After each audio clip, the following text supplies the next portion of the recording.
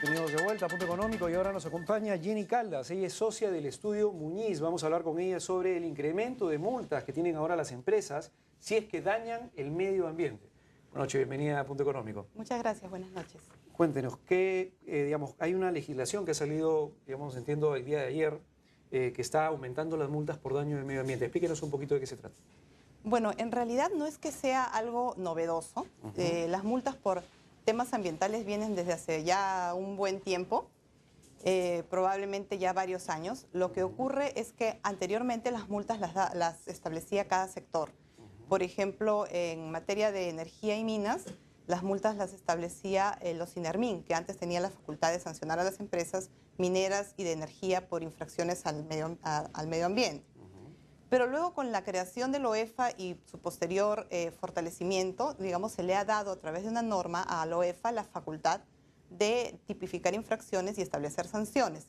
Es decir, que OEFA en uso de esa facultad viene modificando de manera paulatina las multas y sustituyendo las escalas de multas que existían ya dadas por los INERMIN y por los ministerios de los sectores productivos. Cuando Sinermin tenía la obligación de imponer multas cuando existían empresas que dañan el medio ambiente, durante ese periodo de tiempo, ¿se han detectado efectivamente empresas que dañan el medio ambiente y se han impuesto multas por cada daño que había?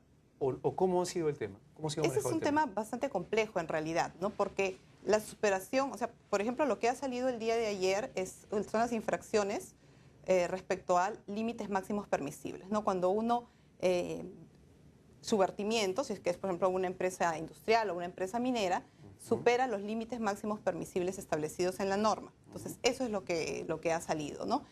No necesariamente el que una empresa supere un límite máximo permisible implica que haya un daño al medio ambiente, ¿no? Eso no es necesariamente un correlato. No quiere decir que yo me excedo en los LMPs e inmediatamente estoy dañando al medio ambiente. Entonces, a la pregunta que me decías de cómo se ha venido tratando, Sinermin venía ya imponiendo sanciones por límites máximos permisibles, pero nunca se ha dado una efectiva probanza en los procedimientos administrativos respecto al daño que se generaba.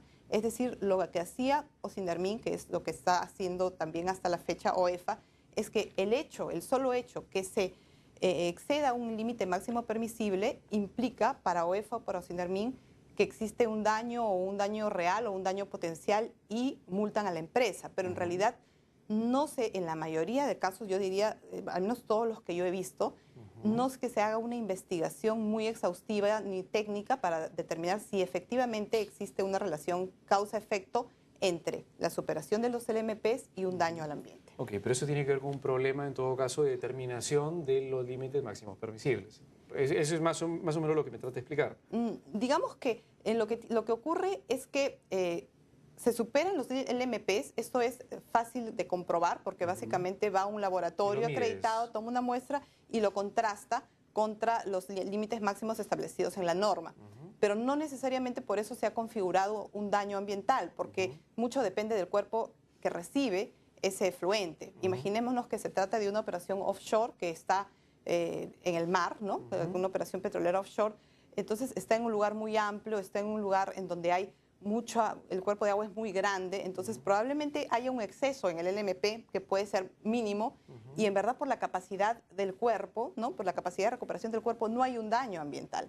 Sin embargo, conforme sido tratando por Sinermin y por OEFA, bastaba que existiera ese exceso para que se multe a la empresa. Esa ha sido la tendencia, desde mi punto de vista, no correcta que se ha seguido desde Sinermin y que OEFA ha venido replicando. Las principales empresas multadas, digamos, el público objetivo al cual se le va a implementar esta multa, si es que se elevan, digamos, los límites, se superan los límites máximos permitidos de contaminación, son básicamente ¿quiénes? Estamos hablando de mineras, estamos hablando de empresas de hidrocarburos, energía, gas. Claro, lo que ese es el público objetivo. Sí, porque OEFA básicamente ha asumido competencias respecto a ciertos sectores, ¿no?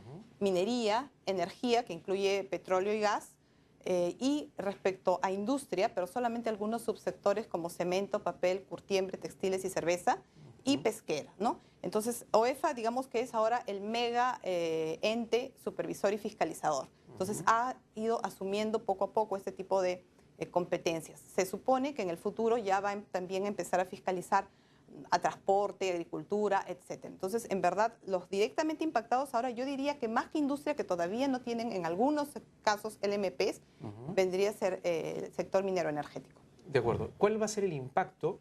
Acá veo dos cambios y quisiera saber cuáles son los impactos. Primero, del hecho que Ocinermin se haya delegado Ocinermin hacia OEFA la función para poder hacer las multas y definir, en todo caso, los esquemas de multas que se van a ver. Y segundo, ¿cuál es el impacto en, en los cambios que se han hecho dentro de este esquema de multas? Ya. Entiendo, aumentándolos. No. Respecto a empezando por la segunda pregunta, digamos, el impacto es importante. Los cambios en cuanto a la cuantía de las multas es importante. Estábamos hablando de multas que antes en el sector minero eran de 50 UITs a multas que ahora pueden llegar a las 30.000 UITs, porque eso es lo que establece la tabla de sanciones amparado en una ley, además, la ley 30.011. Entonces, el impacto es importante. O sea, pasas de un máximo de 50 UITs de multa a un máximo de 30.000 de 30.000 UITs para casos de infracciones muy graves. Y que no supere el 10% de los ingresos, entiendo, de las empresas, ¿no? Se entiende que del año anterior, efectivamente. Sí, y yo creo que el cambio más importante, que si bien no está directamente que se haya dado en la ley, en la norma de ayer, sí está en el hecho de la cobranza, ¿no? La cobranza de las multas ambientales antes se quedaba suspendida cuando se iniciaba una acción judicial. Ahora no. Ahora, en verdad, lo que la empresa tiene que conseguir es una medida cautelar que determine que no se cobre la multa. Y solo se obtiene la medida cautelar, la multa no es cobrada. El ejecutor coactivo no te cobra la multa, pero si es que no obtienes la medida cautelar, el ejecutor coactivo cobra la multa. Entonces, ese es un gran cambio y eso sí ese es un gran perjuicio para las empresas. Lamentablemente el tiempo se nos fue, pero en todo caso es importante el tema de ambos, de que sea lógico el tema de la multa, pero también por otro lado que no se dañe el medio ambiente. Vamos a regresar, tenemos una cuña, vamos a regresar en breves segundos para terminar la entrevista.